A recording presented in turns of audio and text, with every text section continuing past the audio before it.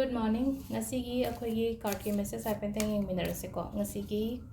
khatang ding ngalle ko. Khatang ngalle haragadi exam gumba leina ba angai na hadi khara nganna hapiro habagi matam ke ka yeng bagi ha tare.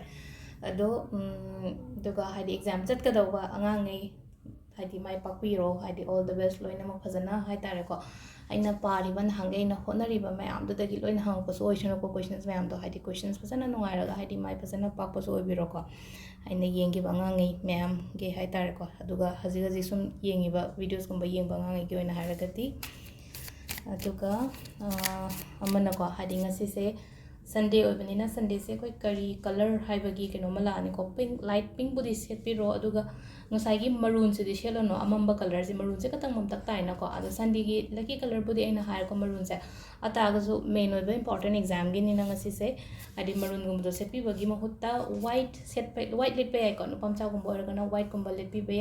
sky blue lit pe ai ko aduga nupi macha gum bor na orange gumba kai gumba ma ya holo yellow orange gumba su adum basu ai ko ado hambada khoigi card ki message yeng minarase aduga I matam ga hapetang haijara age ko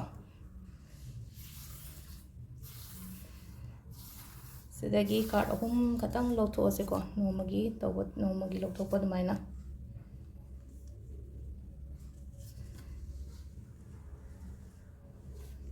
1 2 3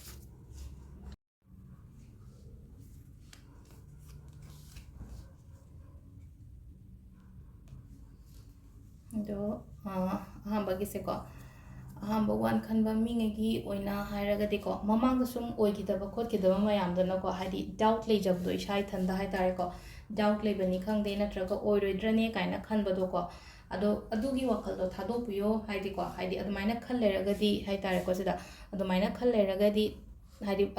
adugi phattaba poto oina lakani aduduna yaragadi ko sida yone hadi mase akoina kaino taro kapse yungaga letra sida kapse ani ma yunga le ama loina phairing turing tar le na ko sida ma hadi phairing turing tar le se mang ta gi ba pot sida oina yenga lebdo hadi engonda oigidaba pot aina engonda mang ta gi pot sida oina onja lebdo sumna kanda phana leiriba pot sida di hadi mai se onjandreba hadi sida hai tar ko mai se onthok pi bone sa hadi mai sida aina mai example tor ko wakhan se ne ba sida onthok toise hadi ngasai gi oidraba kotraba adumba pot to onjandoi shurupudi afaba romda sisu leiri ko hadi life se si khatang natte ko haina khallaga hai tare ko somda su keno tobi ba hai tare ko mai se site to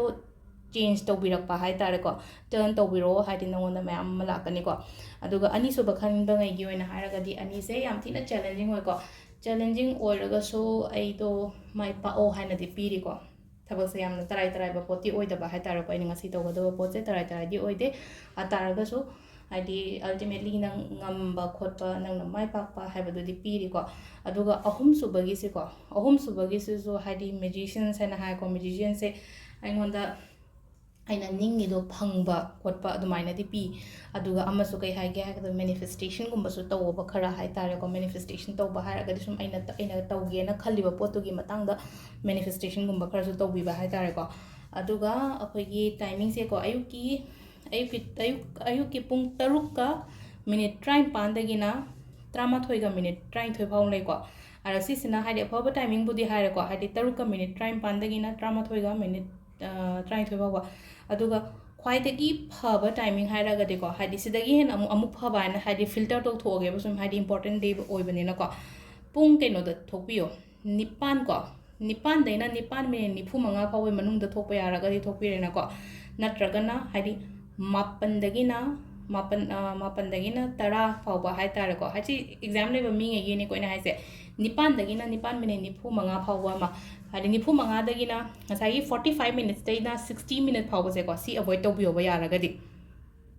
aduga pung mapan dagi start to biwe ko mapan dagi yum dai thokpa ma natraga mapan se thengmal le haira gadi 8:45 ki mamang dagi thokpi ho yum dagi ado mapan da thoga ai exam do pung tara da ne ko mapan thosu nangi har ga mapan thokpa kai ba kem leite ko sisina exam gi na special hai tar ko hadi matam se amu aina hadi keno to thoga hadi amu aphabom khangal ko ne aphaba se da aphabom khangal ga har ko ni ko sise ado na hadi atopa gi na har ga di 3 minute 35 da gi na 38 minute 38 normal days ta hadi afaba matam haira ga de aduga amana 12 minute yankai dena 2 minute kuntare phau le ko aduga 5 minute ni phum doi daina nungdangi 8 minute ni phum 8 phau le re adagi 12 minute 30 da ahing noyagi ni sina baroga minute 30 dagina amaga minute 55 phawum leire nongalamdai gina ahumga minute 13 dagina mariga minute 38 phawum leire sisina akogi afaba timing ko ado sida set kadaba colors ke kasu haibetang haire ko ado exam thokpasida aina ngarangi video amadadi haigimni ko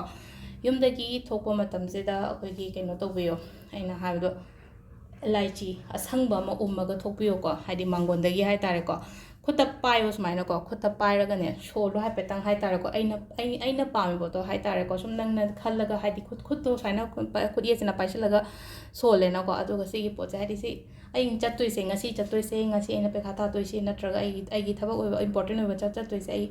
mai pakcharage ko aina khallaga adugi elaichi do ummaga yumdagi thokpiba ma ko adu ma tawbiba yare aduga haidi numbers iba khotpa habdena 1176 kumpase haidi phi manungda kaida iro oi thangbagi site ta ko sima tawbiba yare